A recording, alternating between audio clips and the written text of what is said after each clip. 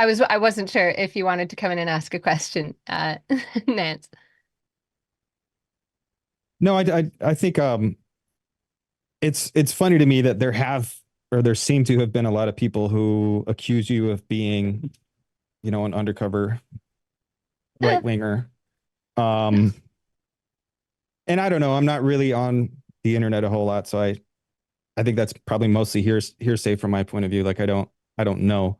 But I do know that your body of work seems like spectacularly in touch with the experience of working people. You've talked a lot about like families and how the state comes in to like destroy families in the name of um like the nanny state. Mm. And like I've encountered that in my own personal life, and it's very powerful that someone who's talking about real issues that really affect real people seems to get brushed off and called like, oh, you're just a crypto fash or something like that. Well, I think part of the reason why people think I'm a closet right winger is because I wrote a report for MCC Brussels, which is a think tank that's associated with the Hungarian government. And the reason why I'm associated with that think tank is because my PhD supervisor was Frank Frawley, and he's the head of that think tank. And Frank has never, ever censored me, told me what to say, told me what to write. And I am never going to give up an opportunity to speak to a new audience because some jerks on the internet want me to be ideologically pure, or not even ideologically pure, want me to be like associatively pure. Which is really funny because like if you ever stood next to for the last like decade or so, if you ever stood next to somebody with a shady history, you were tarnished by association. You were on a panel with them. Oh, you're in whatever this person was, it rubs off on you, right? Like bad people permeate everything by osmosis. There's one person on Twitter who's absolutely weirdly, crazily obsessed with me and is constantly Googling my every movement. And everyone who's ever stood next to me gets like, first of all, this person thinks that I'm funded by the Koch brothers. I fucking wish. I would take that money. 100%. Make no. Same. You want to give Yeah. me money you want to buy me a shovel to dig your grave? I'm not going to say no. So, but I've never been funded by the Koch brothers, unfortunately. I wish I was. But everybody who has ever stood next to me is also apparently funded by the Koch brothers. It goes via osmosis, this money. Like, anyway. So the reason why people often say I'm a crypto right winger is because of that.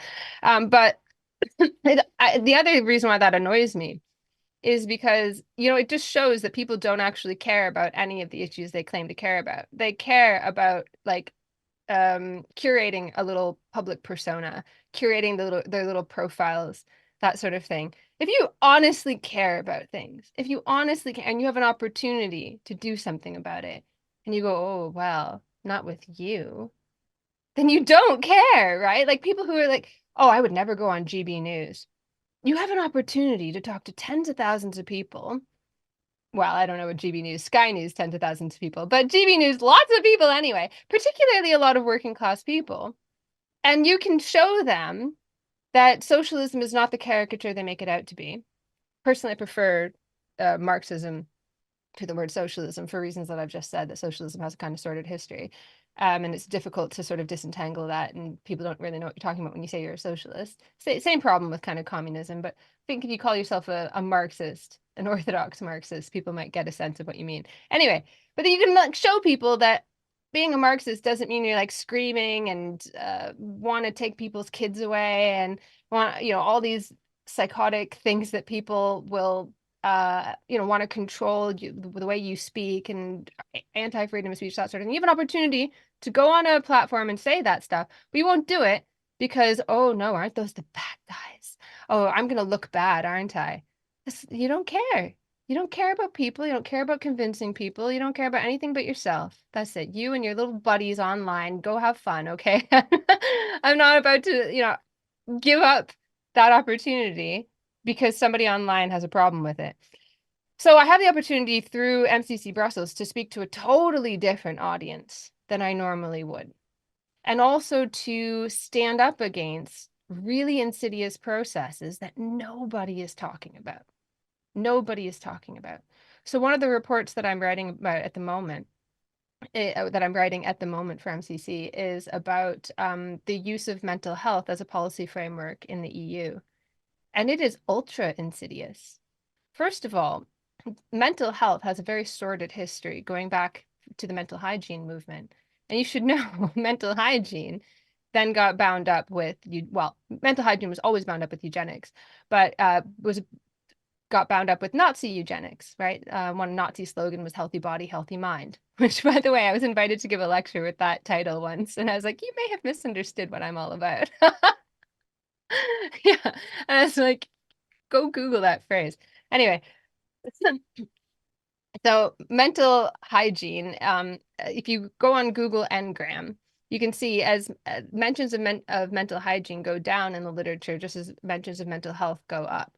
And I'm not saying all mental health discourse is necessarily bad. Obviously, there's a certain amount of like residual madness in society, to use, the sociological term, that, is just there. Whether it's a response to social conditions, whether it's about human variation, that sort of thing. Obviously there's that, and that's really important to deal with, and can be quite difficult for a lot of people. What I'm talking about is the tendency to reframe a huge range of discontent as a health issue. And this becomes a Trojan horse for all kinds of behavior management, for very authoritarian policies like clamping down on freedom of speech through hate speech, and talking about how hate speech affects mental health, and mental health is just as important as physical health, isn't it? Are you saying it's not as important as physical health? Right? So now if you agree, then you are, we could have a conversation about free speech. That's contentious. We're going to have a really deep debate about rights and this sort of thing in contemporary society. But if we have a conversation about health, now we're talking about harm and physical health. And therefore, if I simply interpret something as harmful, then it is just as harmful as being physically hurt. Now, if you are saying that people should be free to physically just do something it's exactly the same as physically hurting people, you are a monster. And so this is becoming a framework for encroachment on freedom of speech through hate speech laws. And now if you're a leftist and you've lost your fucking bearings, you're gonna be like, oh, that sounds leftist because aren't we all about being nice to each other? No, that's not what it's about at all. It's not about mutual love and care. That's what the Nazis were about. You would be shocked. A lot of people were attracted to Nazism because of the caring ethos, because of their slogans that were like the we before I, we before greed, community before the individual. That's the socialism. I'm not saying like the Nazis obviously took that on, but it was pre-existing the Nazis. It's sort of like it was utopian socialism and Christian socialism, that sort of thing. It was very moralistic. The proper kind of socialism we want is the freedom of the individual, that the socialization of the means of production, is already happening in capitalism, is important because it frees the individual. You can truly be free to do what you want with your time, whatever, beyond like the sort of basic reproduction of your own existence that's always going to be with us. But that could be a very small amount of your time. Anyways, but people have lost that understanding, and they're like, oh, capitalism is individualism, ergo socialism is just a negation of that. It's about community. No, it's about the sublation of the partially realized individualism that's barely given to us within capitalism. It's going beyond capitalism to realize the bourgeois rights that it could only dimly perceive but not fully grasp, to build a bridge that only some people cross now in capitalism, build a strong enough bridge for everyone to cross. That's what socialism is about, realizing the individual. Anyway, so if you don't have that kind of understanding, you're like, oh, socialism is just about caring for each other. Hate speech, oh, that sounds like a socialist thing. No, that's an encroachment on right to free speech. That is extremely authoritarian, and we need to fight against that. And we need to point out, look, this is being sold to you through a language of health, through a language of caring and kindness, but it is not. It is not caring and it is not kind. And it's not about also, it's not even about hate speech. What's underneath that is that they want to control information on the internet. That's what it's actually about. It's just the surface level is how it's sold to people. Same thing with like um uh child pornography on the internet. Yes, it's a problem, obviously, right? But it becomes like a thin veneer for clamping down on all sorts of freedom of expression on the internet.